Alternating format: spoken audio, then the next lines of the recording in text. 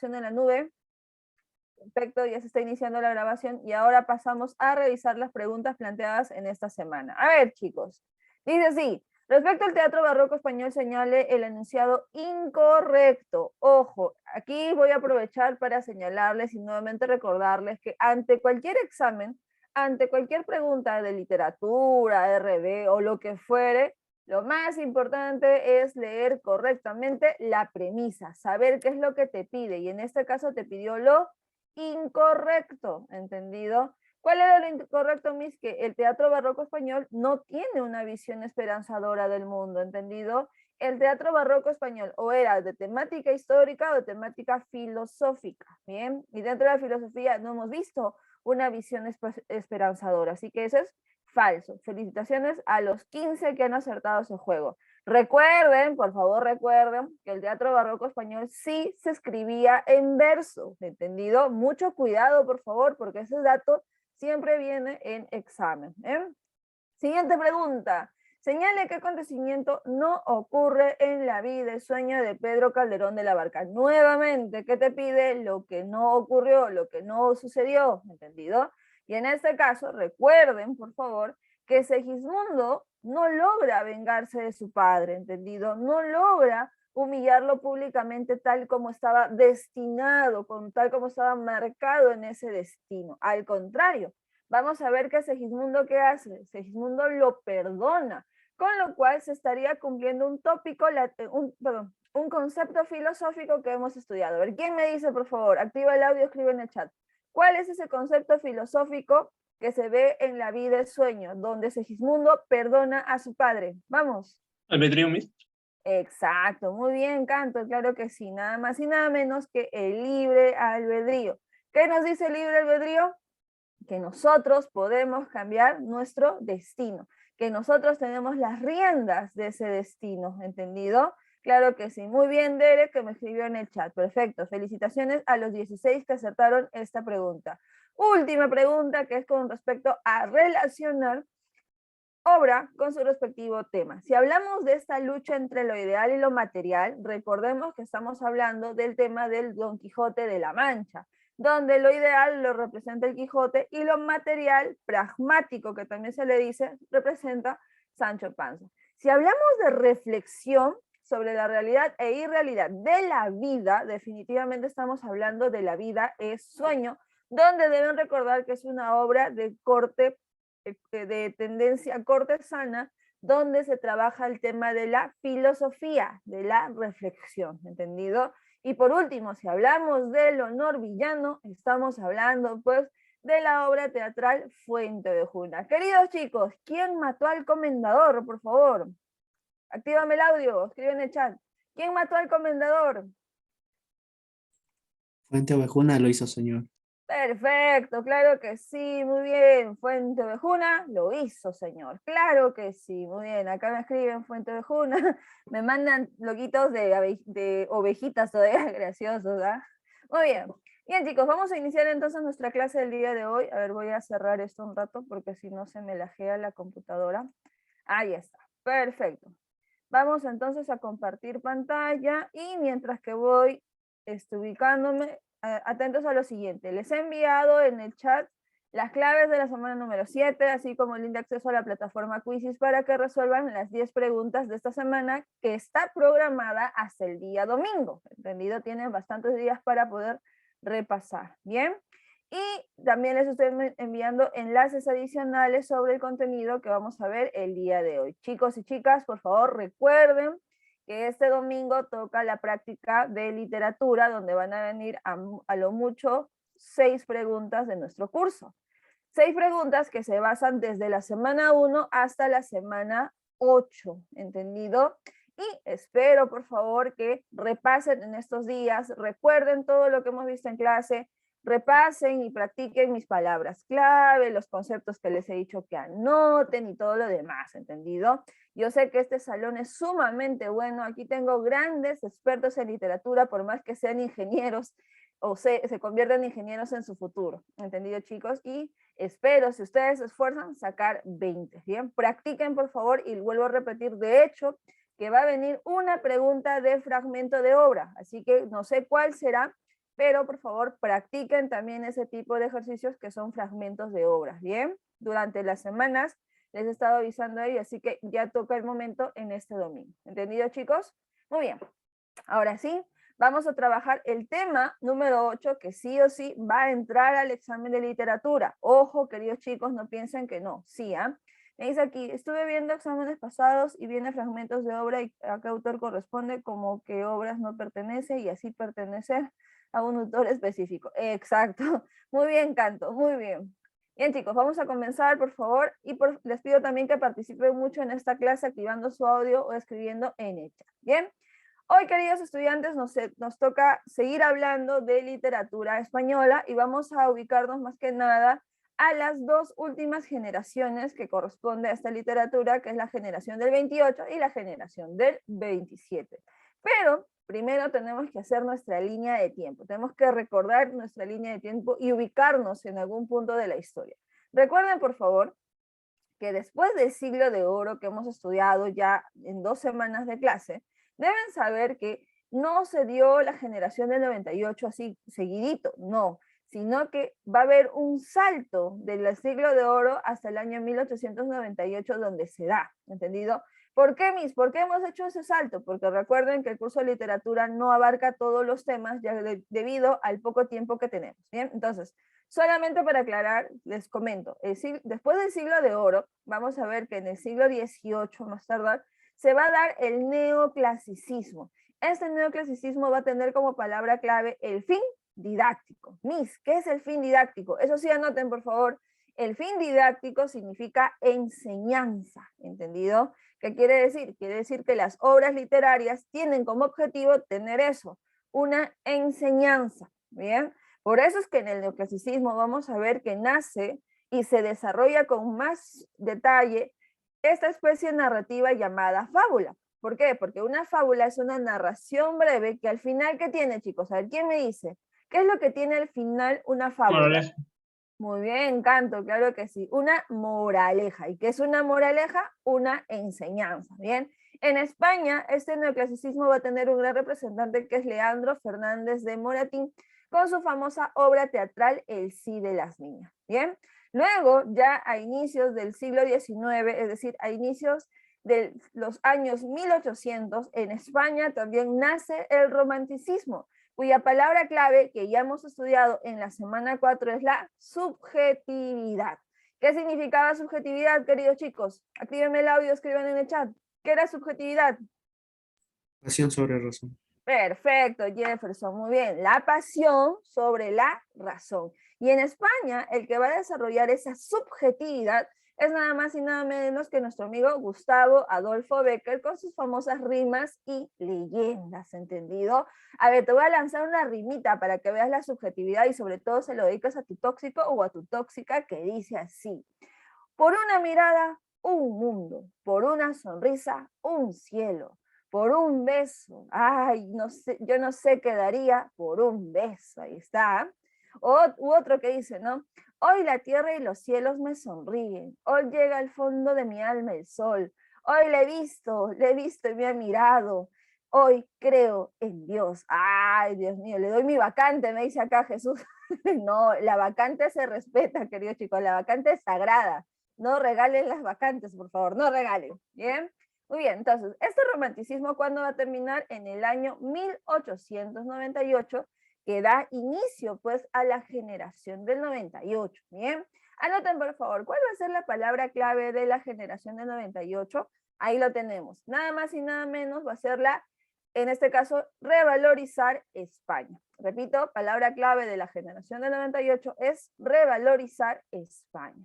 A ver, ¿qué entendemos por revalorizar? Recuerden que el prefijo re significa volver a, ¿entendido? Eso quiere decir que se va a volver a valorar a su país de España. La pregunta de millón es, ¿por qué, Miss? ¿Por qué se está buscando revalorizar España? Pues bien, vayamos al contexto histórico, ¿entendido? A ver, para que puedan entender un poquito más qué sucedió en España en el año 1898, basémonos pues un poco en los datos históricos, ¿bien? Primero que nada, queridos chicos, recuerden que en el año 1492, ¿quién llegó a América? ¿Quién descubrió América? Actívame el audio. Colón. Colón, ¿verdad? Cristóbal Colón. ¿Con apoyo de qué? De la corona española. ¿Cómo que don José de San Martín? ¿Cómo? No, no. Cristóbal Colón, queridos chicos. Cristóbal Colón llegó a América y la conquistó, ¿entendido? ¿Y qué va a pasar? Va a pasar que desde el año 1492, aquí en América se va a dar el proceso de colonización, ¿entendido? Donde pues la corona española se beneficia de qué? De sus colonias, ¿entendido? Ya hemos visto este tema, ya les mencioné este tema varias veces, ¿no? ¿Por qué? Porque la corona española va a tener plata como cancha, pues queridos chicos, en su mejor momento, etapa de esplendor, como nosotros llamamos, que fue el siglo de oro, ya que España aprovecha de sus colonias para realizar los saqueos respectivos de oro, plata, cobre y minerales preciosos, va a tener mano de obra barata, no va a pagar ningún salario a ninguna persona de su colonia, ¿entendido? Y también pues va a aumentar los impuestos cuando mejor le parezca, ¿entendido? Por eso vuelvo a repetir que durante los años 1500, 1600, 1700, España tiene su esplendor económico, social y cultural debido y gracias a sus colonias, ¿bien?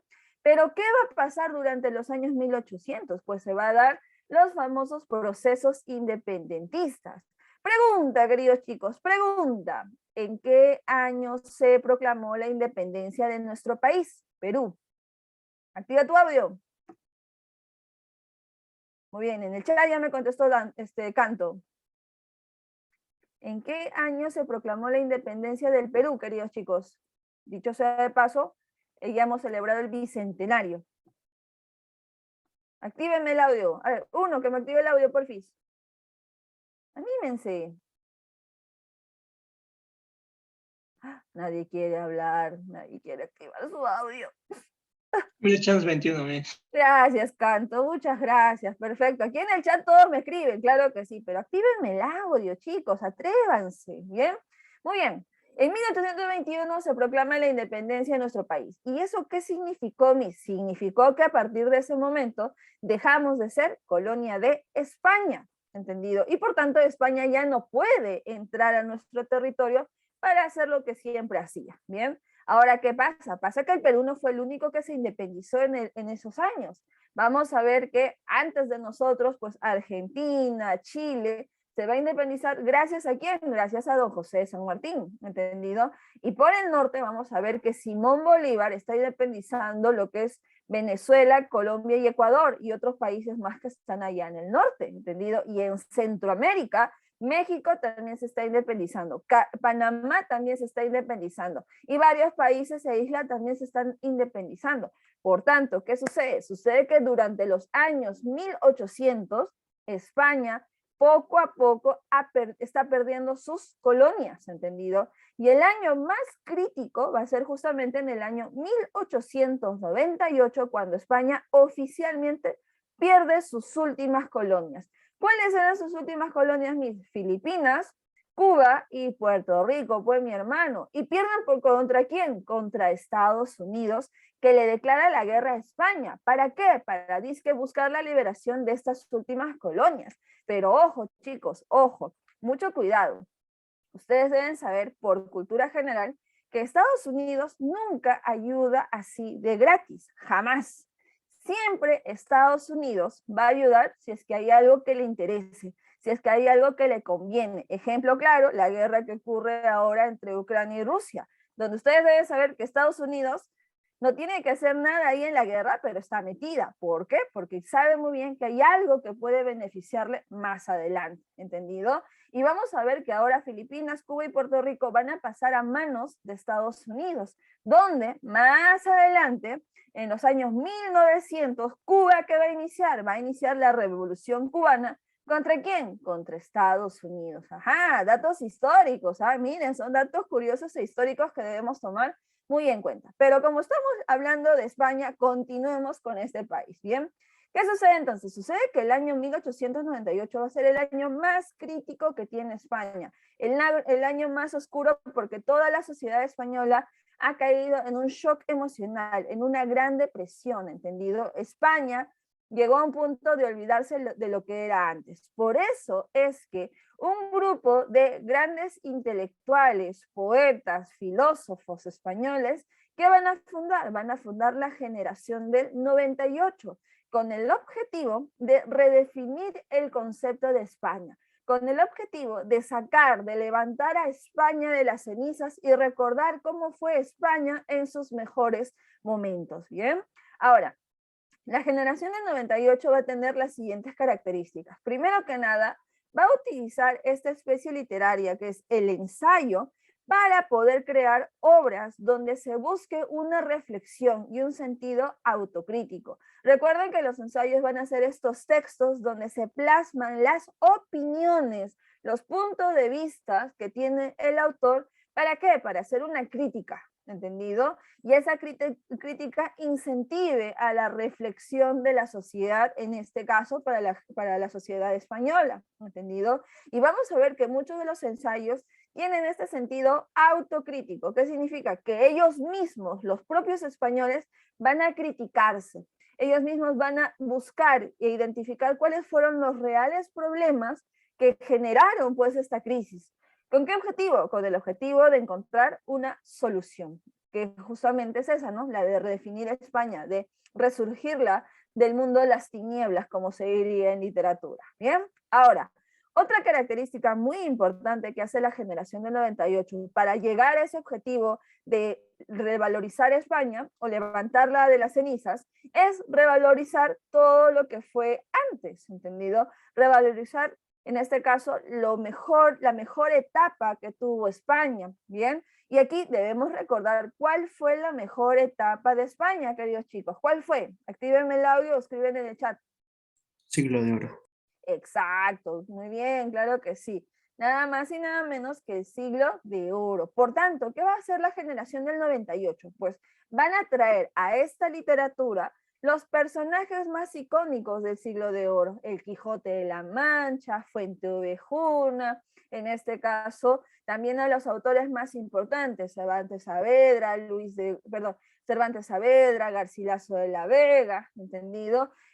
Félix López de Vega, Calderón de la Barca, ¿qué más? Fray Luis de León y muchos personajes españoles de ese siglo de oro, ¿entendido? Con el objetivo de hacerles recordar a la sociedad esa etapa de esplendor y de esa manera vuelvan los ánimos positivos para que España se levante. Y vamos a ver que existirá una ciudad que se va a convertir en el símbolo de esta revalorización, un símbolo de esta generación del 98. ¿Cuál es esa ciudad, Miss? Castilla. ¿Por qué Castilla, Miss? Recuerden que en Castilla, ¿qué nace? Nace la lengua castellana, lengua que es hablada por la mayoría del territorio de España y lengua que también ha llegado justamente a las colonias. Por eso, queridos chicos, el Perú, que fuimos colonia de España, ¿qué hablamos? Hablamos el castellano, que proviene de la ciudad de Castilla, ¿entendido? Por último, hay que señalar que esos ensayos van a manejar un estilo sobrio y depurado. ¿Qué quiere decir? Que van a manejar un lenguaje simple, ¿entendido? Un lenguaje simple y que sobre todo las ideas que se plasman van a ser ideas claras, sencillas y directas. Nada de términos ribombantes, nada de metáforas, nada de exageraciones. No, porque ese no es el objetivo. El objetivo es plasmar y demostrar las ideas que se están generando para revalorizar España, ¿entendido? ¿Quiénes van a ser los representantes? Pues tenemos acá al líder de la generación del 98, que es el filósofo Miguel de Unamuno, ¿entendido? Donde su ensayo más conocido es La vida de Don Quijote y Sancho. Ajá, mira, está mencionando a Don Quijote, personaje del siglo de oro. Luego tenemos a Azorín con El alma castellana, haciendo referencia que se menciona a la ciudad de Castilla, y otro ensayo como es La ruta de Don Quijote. Luego tenemos a Pío Baroja con El árbol de la ciencia, Camino de perfección, Ramón del Valle Inclán con sonatas, estilo tirando banderas, a Juan Ramón Jiménez con Diario de un poeta recién casado y su famoso cuentito Platero y yo, donde debemos recordar que Juan Ramón Jiménez, queridos estudiantes, es un autor en transición. ¿Qué quiere decir? Que este autor toma en cuenta la generación del 98 y toma en cuenta la siguiente generación del 27, ya que está en medio de ambas generaciones. Pero hoy, aparte de ellos, vamos a hablar de quién, vamos a hablar de otro representante de esta generación, que es nuestro amigo Antonio Machado, que es considerado el poeta por excelencia de esta generación del 98, ya que en su obra más importante, que es Campos de Castilla, que es un poemario, pues vamos a ver que él lo que hace es describir el paisaje de esta ciudad, el paisaje castellano, como también se le conoce, y sobre todo, pues, insertar la filosofía, la reflexión dentro de esta obra, ¿bien? La primera vez que se publicó, queridos chicos, fue en el año 1912, donde vamos a ver que existirán poemas que describen y hablan de la historia de la ciudad de Castilla, ¿entendido? También, pues, un ámbito filosófico. Y luego va a volver a ser publicado en el año 1917, donde ahora se incluirán poemas de corte amoroso. ¿Por qué, Miss? Porque lamentablemente su esposa, llamada Leonora, falleció unos años anteriormente, y es por eso que Antonio Machado, en honor a ella, decide agregar estos poemas de corte amoroso. Por tanto, en Campos de Castilla vamos a ver poemas de corte reflexivo y amoroso. Bien, ahora, dentro de esta obra el día de hoy vamos a estudiar y analizar dos poemas muy importantes. El primero se llama A orillas del Duero. ¿Qué es el Duero, Miss? El Duero es este río que circula o pasa por la ciudad de Castilla, ¿entendido? Y veamos ahora qué nos dicen los versos y nos habla así. Castilla miserable, ayer dominadora, envuelta en sus andrajos, desprecia cuanto ignora. Espera, duerme o sueña, la sangre derramada recuerda cuando tuvo la fiebre de la espada. Todo se mueve, fluye, discurre, corre o gira. Cambian la mar y el monte y el ojo que los mira. Pasó sobre sus campos aún el fantasma yerra de un pueblo que ponía a Dios sobre la guerra. Ajá, miren, obviamente está mencionando la ciudad de Castilla, pero miren cómo comienza a mencionarla, ¿no? Castilla miserable. ¿Qué quiere decir eso, Miss? Quiere decir que la ciudad de Castilla está en miseria. ¿Qué significa? Significa que está en desgracia, que está destruida. Pero luego hace recordar lo que fue antes, ¿no? Ayer dominadora, o sea, en su pasado, Castilla fue una de las ciudades más importantes de España, ¿no? Ayer dominadora. ¿Qué más nos dice, no? La sangre derramada recuerda cuando tuvo la fiebre de la espada. A ver, ¿en qué momento Castilla tuvo esa etapa donde había fiebre de la espada? A ver, sigamos. ¿Qué más nos dice? Sobre sus campos aún el fantasma yerra de un pueblo que ponía a Dios sobre la guerra. Ajá. ¿En qué etapa histórica pues se ponía al Dios sobre la guerra? A ver, chicos, ¿ustedes qué dicen? ¿Qué etapa histórica se están mencionando en este caso en el poema? Si nos habla de la fiebre de la espada, que se ponía a Dios sobre la guerra, ¿cuál será esa etapa? Que ya hemos estudiado, dicho sea de paso. Ajá, muy bien, Jesús, claro que sí, la Edad Media. Entonces, ¿qué estamos viendo? Estamos viendo que en realidad lo que se hace aquí es una revalorización de lo que fue Castilla. ¿Y cómo se está revalorizando? Señalando pues sus momentos de gloria, que fue en este caso la etapa de la Edad Media, donde Castilla pues tuvo en su historia momentos de enfrentamientos, momentos de guerra, ¿entendido? Por eso habla de la fiebre de la espada, y que obviamente eso generaba pues que Castilla era una de las ciudades más importantes de esa época histórica que fue la Edad Media, y que en la actualidad, según el poema, está en miserias, está en desgracia. Entonces estamos viendo que la intención es hacer recordar lo que fue anteriormente la ciudad de Castilla, y eso es una revalorización, ¿entendido? Pero hay otro poema que, dicho sea de paso, es un poema que a mí me encanta mucho y que es una de las tantas razones por las cuales yo hasta ahora enseño literatura, queridos chicos, y es el poema número 29, o también conocido Proverbios y Cantares, donde, dicho sea de paso, hoy en día he visto una publicidad de Johnny Walker, no sé si ustedes habrán visto, que uno de estos versos está siendo mencionado en dicha publicidad. Bien, leamos entonces, por ejemplo, este poema que está aquí, y luego pasaremos a analizar y explicarles por qué es uno de mis poemas favoritos y por qué sigo enseñando literatura y para qué. Bien, y dice así: caminante, son tus huellas el camino y nada más. Caminante, no hay camino, se hace camino al andar. Al andar se hace camino, y al volver la vista atrás, se ve la senda que nunca se ha de volver a pisar. Caminante no hay camino, sino estelas en la mar. ¿Bien?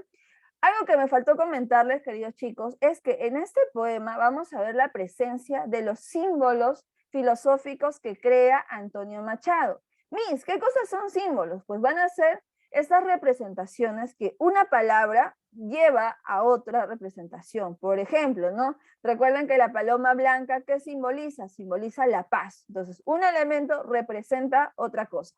Pues bien, vamos a ver aquí que van a haber ciertas palabras que van a generar eso, representaciones, como por ejemplo, si vemos la palabra camino, representa vida. Si vemos la palabra fuente, representa el tiempo pasado. Río, el tiempo presente, y mar, o en este caso, la muerte, ¿entendido? Entonces, basándonos en ellos, analicemos pues cada uno de los versos que tenemos a continuación en este poema. A ver, dice así, caminante son tus huellas el camino. Ajá, camino, ¿qué representa? Vida. Por tanto, si lo traducimos sería así, caminantes son tus huellas la vida. Pregunta, queridos chicos, pregunta. ¿A qué hace referencia cuando hablamos de las huellas de la vida? ¿Qué entienden ustedes por las huellas de la vida? ¿Qué serán las huellas de la vida? A ver, actívame el audio o escribe en el chat. Ya, acá me dice historia, ok. ¿Qué serán las huellas de la vida? Ajá, muy bien, Raúl, me dice aquí las experiencias. Muy bien, queridos chicos. Las huellas de la vida, según Antonio Machado, son eso, ¿no? Son las experiencias, las vivencias que nosotros tenemos, ¿entendido? Sí, ¿qué experiencias, mis? Todas nuestras vivencias, todas nuestras experiencias que, valga la redundancia, experimentamos, vivimos, pues forman parte de nuestra vida, ¿entendido? Las buenas experiencias, las malas experiencias, las experiencias que nos generan mucha alegría, las experiencias que nos generan mucho dolor, todas estas experiencias que tenemos día tras día van formando nuestra vida, ¿entendido? Y como bien dice Antonio Machado, nada más. ¿Qué quiere decir? Que lo material, lo superficial, al final no forma parte de la vida, queridos chicos, no lo forma. Simplemente nuestras experiencias, nada más. Bien, sigamos. Caminante, no hay camino, se hace camino al andar. Ajá, ¿qué entendemos por eso, queridos chicos? Caminante, no hay camino, se hace camino, se hace la vida al andar. ¿Qué querrá decirnos Antonio Machado en esta segunda parte? A ver, a ver. ¿Hay un camino marcado según Antonio Machado? ¿Ustedes qué dicen? ¿Hay un camino marcado, un camino preestablecido? Exacto. ¿Cada acción es una experiencia? Claro que sí, queridos alumnos. Nosotros hacemos nuestro destino. Muy bien, Jesús. Claro que sí. Miren, ¿ah? Antonio Machado nos dice que no hay camino marcado, que no hay ese camino que nosotros simplemente como seres humanos debemos recorrer. No. ¿Qué nos está diciendo? Que a medida que vayamos viviendo, a medida que vayamos, en este caso, tomando decisiones, creando experiencias, se va formando nuestro camino, nuestro destino. Y eso me hace recordar que en la clase pasada vimos ese concepto filosófico que nos decía lo mismo, que no hay camino marcado, sino que uno tiene las riendas de formar su destino. Chicos, actívenme el audio, escriben en el chat, por favor. ¿Cuál es ese concepto filosófico?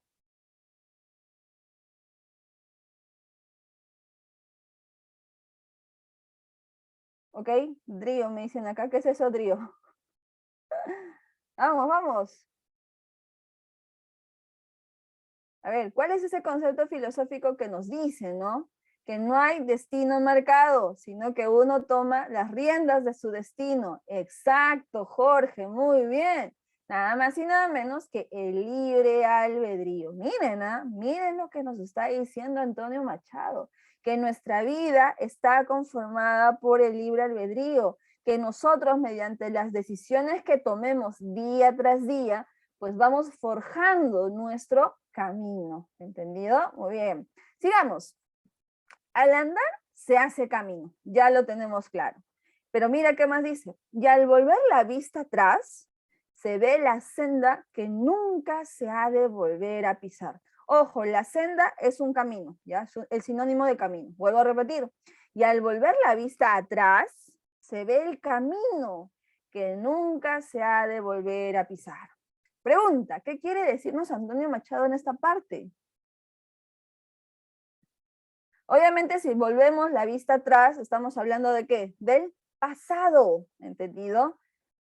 Pregunta, queridos chicos, ¿qué quiere decirnos esta parte? ¿Qué sucede con nuestro pasado? Se ve la senda que nunca se ha de volver a pisar. A ver, ¿qué entienden, queridos chicos, por esta parte? Ya, muy bien, Derek, casi, casi. Exacto, Canto, muy bien. Queridos chicos, pregunta. ¿Podemos volver a nuestro pasado? Ya, muy bien, Jesús. Ajá, no, ¿verdad? Claro que no, queridos chicos. Por más que querramos, por más que quisiéramos intentarlo, no podemos volver al pasado, ¿entendido? No se puede, queridos chicos, no se puede volver al pasado. Por eso, Antonio Machado nos dice, ¿no? Se ve el camino que nunca se ha de volver a pisar, ¿bien? No se puede volver al pasado. Acá me ponen Doctor Strange, no pues, eso es ficción, queridos chicos. La realidad es lo que nos menciona Antonio Machado. Al pasado no se vuelve. Por más que querramos volver, no se puede, queridos chicos, ¿entendido? Y vamos a ver que lo único que podemos hacer del pasado, ¿qué cosa es? Verlo, ¿entendido? Por eso dice aquí, ¿no? Se ve la senda, ¿entendido? Solamente podemos verlo, podemos mirarlo, podemos recordarlo, pero volver ahí no se puede, queridos chicos, no se puede. Simplemente queda recordar, ¿entendido? ¿Qué más me dice? Aprender lo vivido para no cometer errores. Claro que sí. Si tú en tu pasado sientes que has cometido un error, pues ¿qué sucede? Sucede que simplemente puedes recordarlo, puedes aprender de eso. ¿Para qué? Para que tú en tu presente y en tu futuro no lo vuelvas a cometer. ¿Entendido? Claro que sí. Ahora, dense cuenta de algo, queridos chicos. Miren, fíjense por favor. Si Antonio Machado ya nos está diciendo que el pasado no se puede retornar y el futuro es incierto porque no hay camino marcado, ¿qué es lo único que sí tenemos, queridos chicos? ¿Qué es lo único que sí queda? Repito, el pasado no se puede volver, el futuro es incierto. ¿Qué es lo único que sí tenemos? Exacto, Canto. Muy bien, Jesús. Tenemos el presente, ¿entendido? El hoy, este momento, ¿entendido? Ahora, date cuenta, si en este caso, si tú no te das cuenta que solo tienes el hoy, ese tiempo se va ¿a dónde? Se va al pasado, que ya entendimos que no se puede volver. Por tanto, ¿qué tenemos que hacer con nuestro presente, con nuestro hoy, con este momento, queridos chicos? Ajá, muy bien, aprovecharlo, claro que sí, vivir al máximo, claro que sí, muy bien. Y eso me hace recordar que nosotros hemos estudiado un tópico latino que nos hablaba de eso, ¿no? Aprovecha el presente, aprovecha el momento. ¿Cuál es ese tópico latino? A ver, actívenme el audio, quiero escuchar sus voces, queridos chicos, actívenme el audio. Volando, me dice acá. No, actívenme el audio, por favor. ¿Cómo se llama ese tópico latino donde nos habla de aprovechar el hoy, el momento, el presente? Vamos, vamos. Bien. Perfecto, Jefferson, creo que sí. Carpe diem, queridos chicos. Pues bien, yo les vuelvo a decir y les vuelvo a recordar que apliquen el carpe diem en sus vidas. Aprovechen el hoy, aprovechen el momento, aprovechen el ciclo, aprovechen su juventud, queridos chicos. ¿Por qué? Porque si no aprovechan su presente, luego ¿qué pasa? Ese presente se lleva o se va ¿hacia dónde? Hacia el pasado, que vuelvo a repetir, al pasado no se regresa, al pasado no se vuelve, simplemente recordamos. ¿Y qué sucede? Sucede que si ustedes no aprovechan su presente, luego viene ¿qué? Luego vienen los arrepentimientos. Mucha gente adulta se arrepiente por no haber aprovechado esa oportunidad, ese trabajo, esa esa posibilidad de enamorarse y muchas cosas más. Pero chicos, hablando con la verdad, ¿qué ganamos con arrepentirnos? Nada. ¿Por qué? Porque no se puede volver al pasado. No se puede corregir el pasado. Por tanto, queridos estudiantes, aprovechemos nuestro presente. Exacto, como dice mi mamá, ya no se llora por la leche derramada. Claro que sí, queridos chicos, ¿bien? Tenemos que aprovechar nuestro presente. Y aquí tengo que traer a nuestra filósofa peruana, Susy Díaz, que tiene su gran frase, queridos chicos, que dice así, ¿no? Vive la vida y no dejes que la vida te viva. ¿Qué quiere decir? Que vivas tus momentos, que vivas tu presente, ¿entendido? Y no permitas que la vida, con sus problemas, sus caos, todos los conflictos que tenemos, pues te vivan, te absorban, te depriman y muchas cosas más. Carpe diem, queridos chicos, ¿bien? Sigamos, y dice así, caminante, no hay camino, sino estelas en la mar. Ajá, mira, mar, ¿qué simboliza? Muerte. Pregunta, queridos chicos, ¿qué sucede con la vida y la muerte? Eso ya lo habíamos visto en la clase pasada, ¿verdad? Al final, todas nuestras vidas, ¿en dónde terminan? Al final, todas nuestras vidas, ¿dónde terminan, queridos chicos? En la muerte. Como bien les dije en la clase pasada, la última etapa de la vida, ¿cuál es? La muerte. Por tanto, ¿qué quiere decir? Que todos los caminos de la vida, todos, al final, llegamos a ese punto culminante que es la muerte, ¿entendido? Todos, todos. Y aquí yo quiero hacerte una pregunta para que reflexiones. No me la contestes, simplemente reflexiones. Si ya te estás dando cuenta que, primero, tu vida solamente está conformada de recuerdos.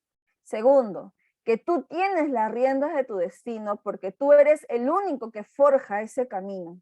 Tercero, que no puedes retornar al pasado, que el futuro es incierto y que sobre todo simplemente tienes que aprovechar el hoy, el momento, tu presente, tu juventud, tu vida, ¿entendido?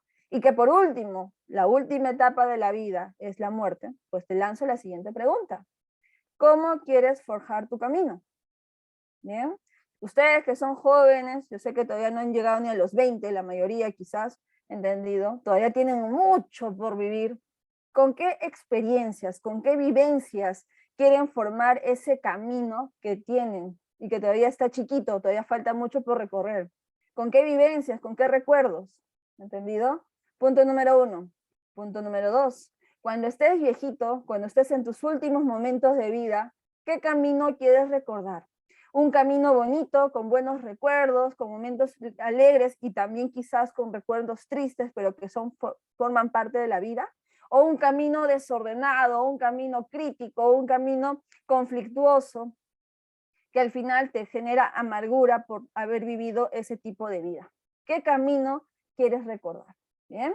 Se los dejo, vuelvo a repetir, se los dejo a su consideración, se los dejo filosofando un poco más y la respuesta que ustedes se den, pues es la respuesta que les debe ayudar a ustedes a forjar su propio camino, queridos chicos. Carpe diem, ¿entendido? Por último, dense cuenta que si ustedes son los que son los dueños de su camino, son los que tienen las riendas de su destino, ustedes no deben permitir por ningún motivo que otros u otra, ¿entendido?, interfiera en tu camino, que dañen tu camino, que destruya tu camino. No, jamás le den ese poder tan sagrado que ustedes tienen sobre su propia vida a otra persona que se las puede destruir. ¿Entendido, chicos?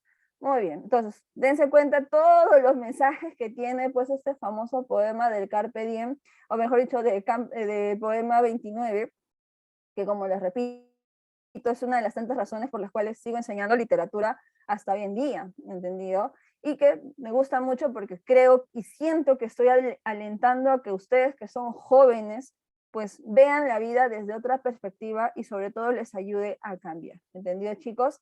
Carpe diem. Aprovechen, por favor, aprovechen sus vidas, que todavía falta mucho, pero mucho por recorrer. ¿Entendido, chicos? Muy bien. Vayamos ahora a la siguiente parte de nuestra clase, que es justamente la generación del 27. Esta generación del 27 se llama así porque se funda en el año 1927, ya que este grupo de poetas van a formar ese año ya que se conmemora los 300 años de fallecimiento del poeta Luis de Góngora y Argote, ¿entendido? Como ustedes han visto, la palabra clave de la generación de 27 es la experimentación. ¿Qué significaba experimentar? Probar cosas nuevas. Pregunta, queridos chicos, porque eso me hace recordar que en la semana 5 nosotros vimos una corriente cultural y literaria que tenía la misma palabra clave, que es la experimentación. ¿Cuál era esa corriente, Vanguardismo. queridos chicos? Muy bien, claro que sí, el vanguardismo. ¿Qué quiero decirles?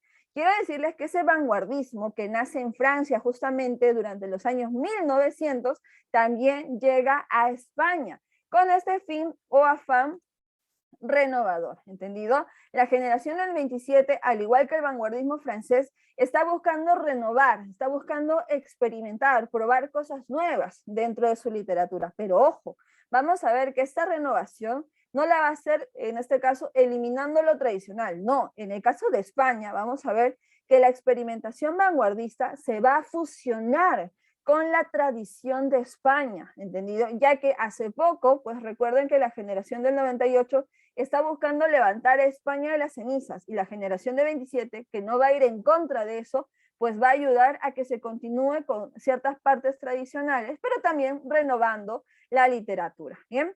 Sí, ahora, si la generación del 98 utiliza al ensayo como esa herramienta de revalorización, vamos a ver que la generación del 27 que va a utilizar la poesía. ¿Por qué? Porque la poesía, queridos chicos, va a ser una especie literaria donde permite mucha más renovación, permite mucha más experimentación, ¿entendido?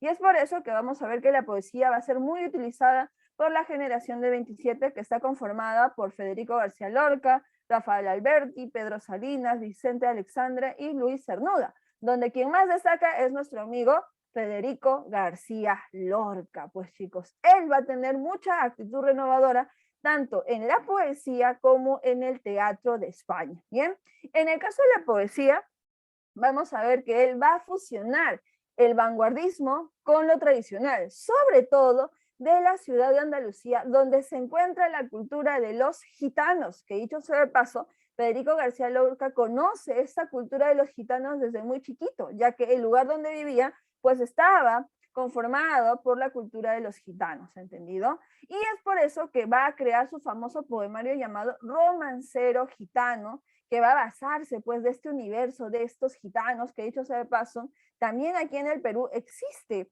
una pequeña colonia de gitanos hasta hoy en día, ¿bien? Recordemos que la cultura de los gitanos es esta cultura que cree mucho en los astros, en la suerte, en el esoterismo, también cree mucho en las pasiones, en el amor tan pasional que puede existir, así como también ellos creen mucho en lo que es la promesa pactada, ¿entendido? La palabra pactada. Tú no puedes prometerle algo a un gitano si no lo vas a cumplir, porque si no, tu condena sería la muerte y muchas cosas más, ¿entendido? Y vamos a ver que Federico García Lorca va a plasmar este mundo de los gitanos en 18 poemas, ¿entendido? Donde también vamos a ver la presencia de esta figura literaria que es la metáfora. Recordemos, queridos chicos, que la metáfora va a tener dos tipos, una metáfora que compara y una metáfora que sustituye, ¿bien? Y en el caso de Romancero Gitano, vamos a ver, pues, que se explica la metáfora que sustituye, ¿entendido? Ejemplo claro lo vamos a encontrar en este famoso poema llamada La casada infiel, donde vamos a encontrar muchas metáforas de sustitución, queridos chicos. ¿Qué sustituye? Lo vamos a ver ahora leyendo este poema. Atentos, por favor, y dice así. Y yo me la llevé al río, creyendo que era mozuela, pero tenía marido. Fue la noche de Santiago y casi por compromiso se apagaron los faroles, se encendieron los grillos. En las últimas esquinas toqué sus pechos dormidos y se me abrieron de pronto como ramos de jacintos. El almidón de su enagua me sonaba en el oído como una pieza de seda rasgada por 10 cuchillos. Sin luz de plata en sus copas, los árboles han crecido y un horizonte de perros ladra muy lejos del río. Pasadas las zarzamoras, los juncos y los espinos, bajo su mata de pelo hice un hoyo sobre el limo. yo me quité la corbata, ella se quitó el vestido, yo el cinturón con revólver, ella sus 4 corpiños. Ni nardos ni caracolas tiene el cutis tan fino, ni los cristales con luna relumbran con ese brillo. Sus muslos se me escapaban como peces sorprendidos, la mitad lleno de lumbre, la mitad llenos de frío. Aquella noche corrí el mejor de los caminos, montado en potra de nácar, sin brida y sin estribos. No quiero decir por hombre las cosas que ella me dijo. La luz del entendimiento me hace ser muy comedido. Sucia de besos y arena, yo me la llevé al río. Con el aire se batían las espadas de los lirios. Me porté como quien soy, como un gitano legítimo. Le regalé un costurero grande de raso pajizo y no quise enamorarme, porque teniendo marido, me dijo que era mozuela cuando me la llevaba al río. Ajá, si se dan cuenta, en pocas palabras, vamos a ver que la casada infiel nos habla, pues, de un acto sexual, entendido, entre un hombre con una mujer que se creía o se hacía pasar por una mozuela, es decir, una jovencita que no estaba casada, pero que en realidad tenía marido. Y también vamos a ver la presencia de la metáfora, cuando dicen, por ejemplo, ¿no? Y en este caso, se apagaron los faroles, se encendieron los grillos. ¿Realmente se encendieron los grillos, queridos chicos? ¿O es que los grillos están sustituyendo otra cosa? Si sustituye, ¿qué es? Una metáfora. ¿Qué está sustituyendo? Se los dejo a la imaginación, ¿entendido? Como también dice acá, ¿no? Bajo su mata de pelo hice un hoyo sobre el limo. ¿Realmente está haciendo un hoyo sobre el limo? ¿O es que ese limo está sustituyendo otra cosa? Ajá, si sustituye es una metáfora. ¿Qué está sustituyendo? Te lo dejo a la imaginación, ¿entendido? O por último, cuando dice, ¿no? Aquella noche corrí el mejor de los caminos montado en potra de nácar. ¿Realmente estaba montado en una potra de nácar? ¿O es que potra de nácar está sustituyendo algo? Si sustituye, es metáfora. ¿Y qué sustituye? Te lo dejo a la imaginación, ¿entendido? Simplemente quiero que entiendan que aquí hay metáforas. Romancero Gitano utiliza muchas metáforas, donde vamos a ver que en sus 18 poemas puede trabajar temas amorosos, temas de soledad, temas eróticos, como en el caso de la casada infiel, temas de violencia, porque sí, vuelvo a repetir, los gitanos son hombres muy violentos, muy pasionales en todo sentido de la palabra, y temas de muerte. Claro que sí, ¿bien?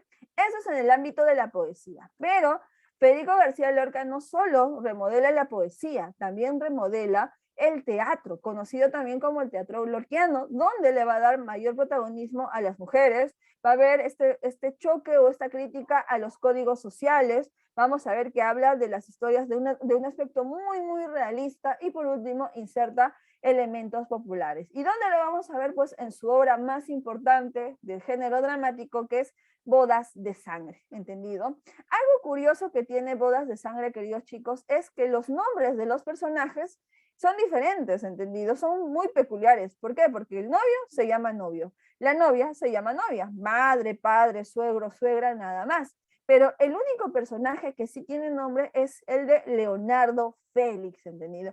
¿Y quién es Leonardo Félix? Nada más y nada menos que el archienemigo del novio. ¿Por qué? Porque Leonardo Félix mató al padre y al hermano del novio, ¿bien? ¿Cómo comienza la obra? La obra comienza cuando el novio y su madre están conversando y recuerdan pues el asesinato de su padre y su hermano, ¿bien? Y luego pues van a la casa de la novia a pedirla en matrimonio y finalmente fijan la fecha de la boda. Si se dan cuenta, el novio está contento, está feliz porque se va a casar con su amada novia, pero la novia no está tan feliz que digamos. ¿Por qué? Porque vamos a ver que la novia, a pesar de que se va a casar con el novio, ella sigue recordando a su ex. ¿Y quién es su ex? Nada más y nada menos que Leonardo Félix. Sí, el archienemigo del novio es el ex de nuestra novia, ¿bien? ¿Y qué sucede? Sucede que cuando Leonardo Félix se entera que la novia se va a casar, Leonardo Félix va a hacer lo mismo que hacen todos los ex, queridas chicas. ¿Cuál es? Volver. Vamos a ver que Leonardo Félix vuelve a la vida de la novia y le ruega, le suplica que por favor no se case con el novio. Y la novia le dice, hoy bien cara dura eres, Leonardo, ¿no? ¿Por qué? Porque tú ya estás casado con otra, ya tienes hijos con otra y me pides que yo no me case. ¿Qué te pasa? ¿Qué te sucede? Le dice pues la novia a Leonardo Félix. Dice, no, yo sí me voy a casar con el novio, así que aléjate, vete de mi vida. Y así se va. pero en el fondo la novia sigue amando a Leonardo Félix, ¿bien? ¿Qué sucede? Pues finalmente llegamos al día de la boda, donde el novio y la novia se casan. Y luego pasamos ya a la fiesta, a la recepción, donde ahí se van a presentar las danzas populares, las fiestas típicas, las canciones de este lugar, ¿bien? Donde el novio pues está feliz, está contento, está bailando porque se ha casado finalmente con su amada novia. Pero la novia pues como que siente arrepentimiento por el matrimonio dado, ¿entendido? Y ella le empieza a doler la cabeza y decide irse a su balcón.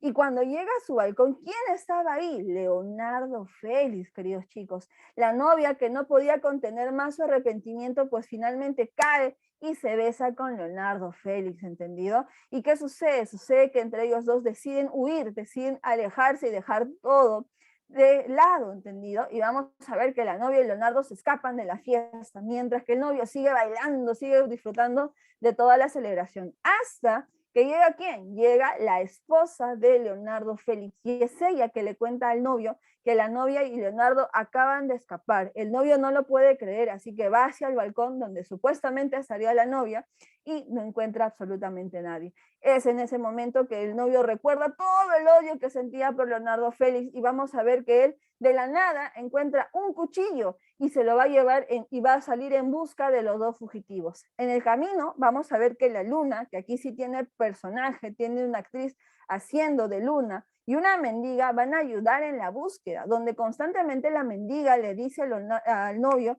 que presiente la muerte, siente que alguien va a morir, ¿bien? Cuando finalmente el novio encuentra a Leonardo y a la novia, vamos a ver que ahora el cuchillo va a tener protagonismo. ¿Por qué? Porque el cuchillo ahora va a ser la herramienta con la cual va a desencadenar el final, donde vamos a ver que el cuchillo pasa de mano en mano, de cuerpo en cuerpo, da cortes aquí, da cortes allá, donde al final pues vamos a ver que el novio y Leonardo Félix se matan entre ellos mediante el cuchillo y finalmente los dos fallecen. ¿Cómo termina la obra? La obra termina cuando la novia finalmente se queda sola y sobre todo rechazada por su familia y la familia política, ¿entendido? Así, queridos chicos, termina Bodas de Sangre, con un final triste, un final, en este caso tan triste, donde también vemos la presencia de la muerte. Así que les hago una pregunta fundamental, queridos chicos. ¿Cuál es la especie teatral donde tiene un final triste y la presencia de la muerte? ¿Comedia, tragedia o drama? Tragedia, Miss.